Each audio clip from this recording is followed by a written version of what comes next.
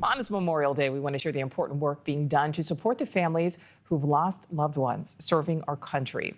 Rachel Faulkner Brown is a Gold Star widow and national advocate for military families all across the nation through her work with Folds of Honor and Never Alone Widows Ministry. Rachel experienced the unimaginable. She was widowed twice, once by sudden illness and then again in 2008 when her U.S. Air Force pilot husband, Major David Blair Faulkner, died in a fighter jet accident, which left her to raise two young children.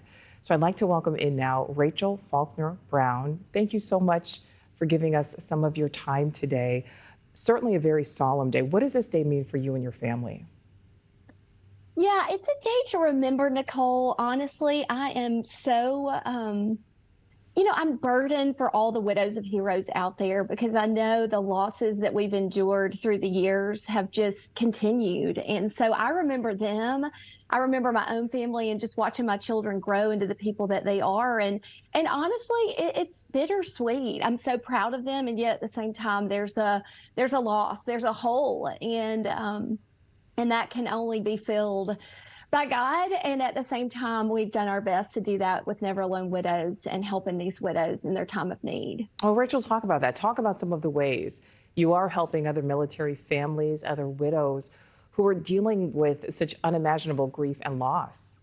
Yeah, absolutely. Well, two organizations, Folds of Honor has given my children scholarships for the last 10 years. They are giving Gold Star children the opportunities through education that they'd never have. And then through Never Alone, we are taking widows from desperation to destiny. And we see it. 75% of widows have a major life health event in the first year after loss, and 30% fall below the poverty line. And we're trying to say, hey, we see you. We want to give you community, which is where you can really only find true healing in God and in through community. And so we've got 70 local groups. We've done 38 retreats and 4 national conferences for these widows to feel seen, because we don't wear name tags that say I'm a widow. We don't wear name tags that say I lost my husband in a military crash 17 years ago, but the loss is still there.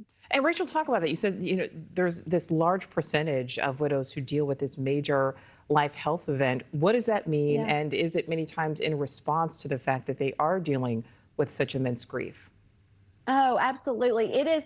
Losing a spouse is the #1 stressor that anyone can go through. And so you can imagine if stress is deadly to the body, which it is, and it creates inflammation and all kinds of problems. I cannot tell you how many widows I've known who personally had their gallbladders removed the year after their husband died, or, kidney stones, the things that happen that you're just like, oh gosh, it's such a direct result of the stress that their body is under, the stress of finances, the stress of raising children in the home, the stress of grief. It is stressful to grieve. You can imagine the body is just trying to figure out what happened to me. So it's a real issue. And we're just trying to come in and say, we see you, and we want to provide the emotional and spiritual support through Never Alone Widows that these widows do not receive. Yeah. Well, talk about that, Rachel. Why is it important to remember our fallen heroes, remember their families? And do you think these families get enough support outside of holidays? Because obviously we highlight it on days like today, but there are so many other days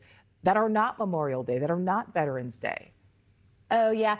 Every day is Memorial Day for us. I mean, honestly, I say that all the time to our widows of heroes. We live it every day. We live with the pain of loss in our homes because we're raising children who are fatherless. And even, I've remarried. I've been remarried for 12 years, and yet that loss is still there. It goes with my children, those milestone moments. But, what we're doing is we're trying to offer them a place to grieve with others, because grieving in community and actually grieving, so many times we just don't have an opportunity to grieve because there's so much to do as a widow.